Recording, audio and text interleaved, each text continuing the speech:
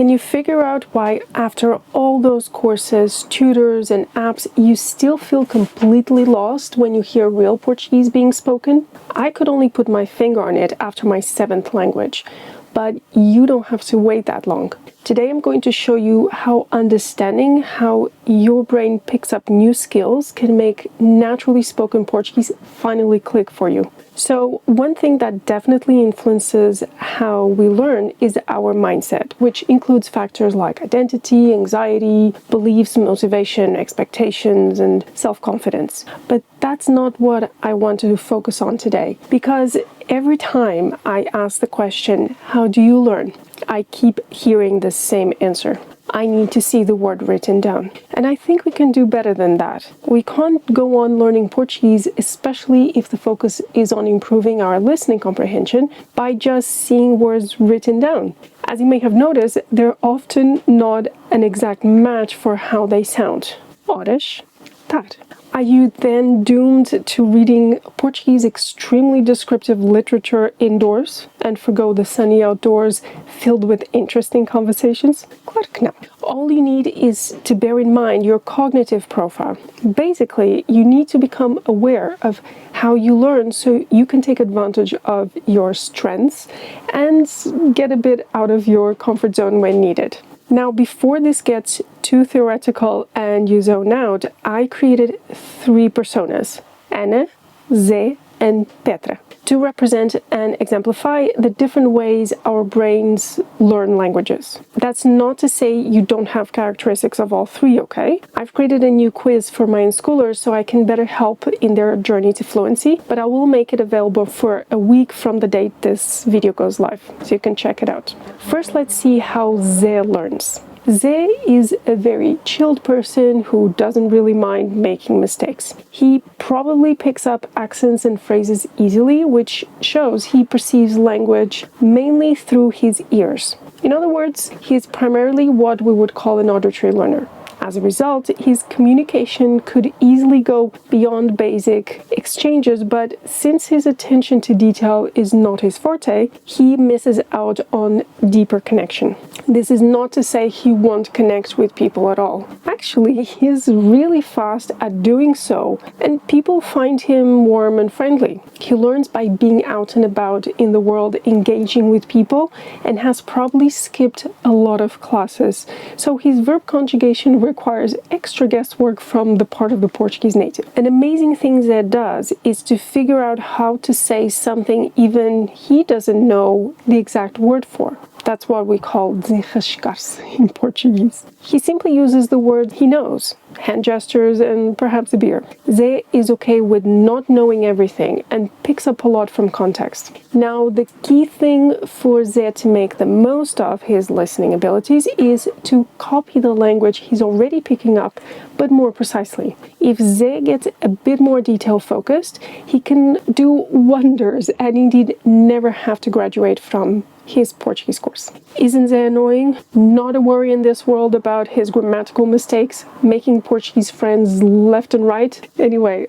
next comes Petra, the extreme opposite of Zé in many ways. I chose to name this persona after the word for stone in Portuguese, pedra, because these learners tend to feel a bit stuck when trying to move from input to output, meaning to actually use the language they've learned. On the one hand, Petra tends to build really good foundations and is good at holding on to the rules, so grammar isn't a big issue for her. She can even spot mistakes others make easily. She seems to perceive the language primarily with her eyes though, so her focus is on what she reads, the notes she takes, the post-its she sticks all over the house, and perhaps even the mind map she creates when she's on a good day. Her tolerance levels for ambiguity tend to be low, so the thought of watching any kind of native content without subtitles is painful. However, if we give her the subtitles, we know she'll ace at reading feeling good about herself, but still unable to understand spoken Portuguese. And this is when she needs to go out of her comfort zone. But we won't present a sudden change. No. What we'll do is seduce Petra slowly into the world of no subtitles and more extensive listening. First, we'll invite her to put the subtitles on, read, analyze, translate, take notes, and whatever else makes her feel like this is not the enemy. Then we slowly turn off the subtitles and let her parse out the sounds into words she already knows well. Now, when it comes to the inevitable unpredictability of real conversations, Petra requires a lot of practice in advance, from writing to role-playing to bringing more improvisation to the table. That's what will prepare her for unscripted conversations where she is bound to not know what the other person is going to say, and yet she finally manages. This unschooler panicked when she ended up in hospital and forgot all my advice and resorted to a very safe "fala inglês." Luckily, the doctor seemed to know this was a Petra kind of learner and was very successful at distracting her from her pain by sticking to Portuguese. She followed along, navigated the conversation fully in Portuguese, thus forgetting about the pain. Now, that's an advantage of learning Portuguese I hadn't yet thought of. Learn Portuguese, the best solution for all your aches and pains. There's one last thing I need to mention about Petra, which is she needs to be very cautious about the belief that doing the coursework, homework, showing up for class, and ticking all the boxes is enough. She has the most willpower and work ethic of all three learners, but she really needs to steer that towards improving her listening comprehension. Look, we know native speech is always messy and unpredictable, but if you can put your mind to it, you can start talking like her. I'll leave a link to that video in the description. And finally, how about our third and last learner, Anna?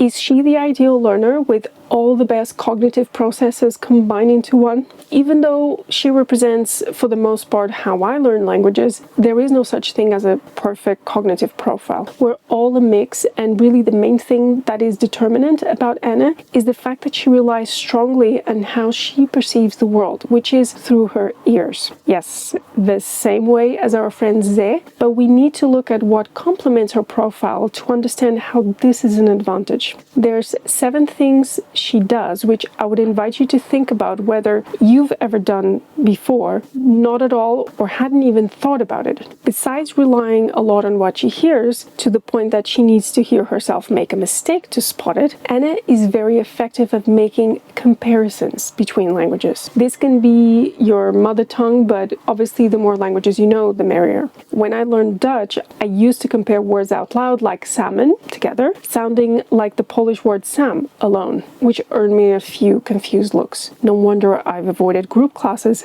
ever since. Not only does she make connections as to when she's encountered a word before, but she also relates a new word or expression with a place or moment she learned it from, which really strengthens memory.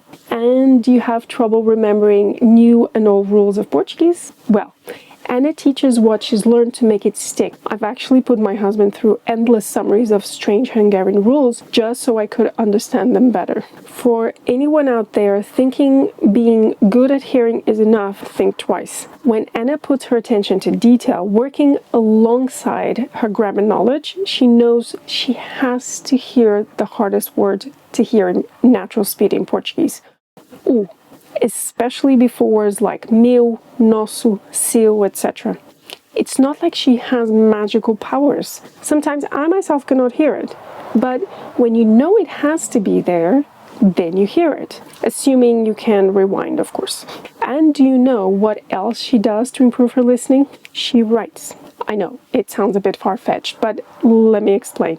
Writing makes the structure of the language more intuitive. And the more intuitive the structure becomes, the better you can predict what native speakers are about to say.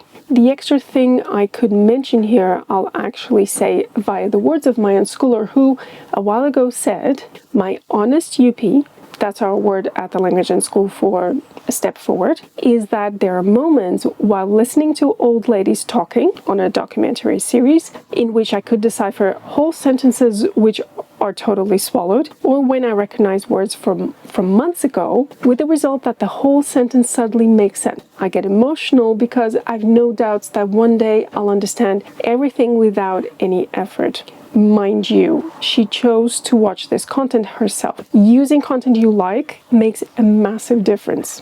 This overview is by no means an attempt to reduce any Portuguese learner into a Zé, Petra, or Anna, okay? This was a simplification. But of course, tell me in the comments if you identify more with one of them. And don't forget there's a free quiz available with a series of questions to help you dig deeper into the possibilities of how your brain learns best. It won't be available forever. If you're not interested in that, or you simply found this video too late, then I suggest you watch this video to learn about the best tool out there to improve your listening comprehension in European Portuguese.